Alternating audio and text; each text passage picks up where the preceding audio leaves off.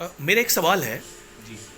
किसी भी व्यक्ति के कुंडली से, गुरु के स्वभाव से व्यक्ति का जीवन कैसा रहेगा? जी, मैं आज आपको बताता हूँ कि जैसे आप प्रश्न कर रहे हैं कि गुरु किसी का कहीं भाव में बैठा है, तो अगर उसकी एस्पेक्ट कहाँ जा रही है तो सबसे पहले उसकी कौन सी इफ़ेक्ट हमारे लिए फेवरेबल होती है, मैं आपको बताता हूँ। जैसे मान लीजिए हमने कोई भी एक लग्न चार्ट उठा लिया और आप किसी का भी लग्न चार्ट उठा के देख लीजिएगा।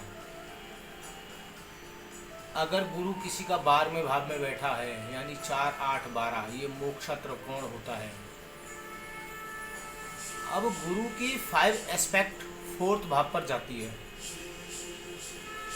और 9वीं एस्पेक्ट उसके 8वें भाव पर जाएगी।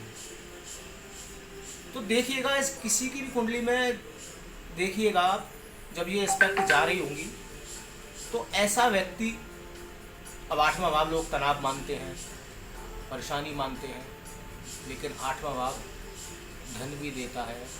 और आप जैसा कि जानते हैं ये ऑकल साइंस का भी है और ये एस्ट्रोलॉजी में रिसर्च के लिए बहुत अच्छा काम करेगी इसकी दृष्टि। अगर व्यक्ति इसको की दृष्टि को कहीं ना कहीं अगर नेगेटिव फल दे रही है, परेशान है, तो वो कुछ ना करे, उसके लिए रेमेडीज़ है कि वो 8वें भाव से संबंधित कोई भी एस्ट्रोलॉजिकल की बुक उठा ले या किसी भी एस्ट्रोलॉजिकल के से समाधान ले ले, तो उसके लिए वो वरदान साबित हो जाएगी। तो यहाँ उसके तनाव कम होंगे।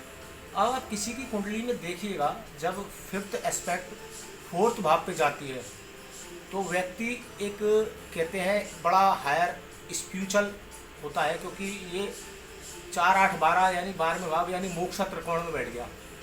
तो व्यक्ति को ज़्यादातर वो कंफर्ट की तरफ भागेगा, तो उसको इतना कुछ ज़्यादा अब दिखेगा नहीं, कंफर्टों की तरफ भागता रहेगा। लेकिन उसकी अगर अंदर से आप मोरालिटी देखोगे ना, तो वो स्पिरिचुअल की तरफ ज़्यादा होगी। 12वां भाव घूमने का है, विदेश का है, यात्रा का है, ठीक है, साधु संतों का है, तो साधु संतों के साथ में उसको बैठने में बड़ा आनंद आएगा, ठीक है, बाहर घूमने में बड़ा आनंद आएगा। जैसे आश्रम है, आश्रमों में बैठ के उसकी बहुत सारी चीज़ें उलझ जाएंगी। वो जब उलझेंगी, 12वां भाव उलझाएगा, तो वहीं बैठ के गुरु उसको सुलझा भी देगा। और 5वीं एस्पेक्ट की अगर हम बात करें तो आप किसी की भी कुंडली उठा के देख लीजिएगा, अगर 5वीं एस्पेक्ट 4th भाव पे जा रही है तो ऐसे व्यक्ति को कहीं भी जाए कंफर्ट मिलना ही मिलना है, डेफिनेट कंफर्ट मिलना ही मिलना है, क्योंकि गुरु की 5th एस्पेक्ट उसके 4th हाउस को दे रही है। और गुरु कहते हैं कि कर्क में उच्च का होता है। मैं आपको एक बात और बता देता हूँ, अगर कुंडली में अगर किसी का भी आप गुरु देखो या किसी की संतान देखो, अगर वो आचरण वाली नहीं हो तो उसका डेफिनेट गुरु खराब हो जाएगा।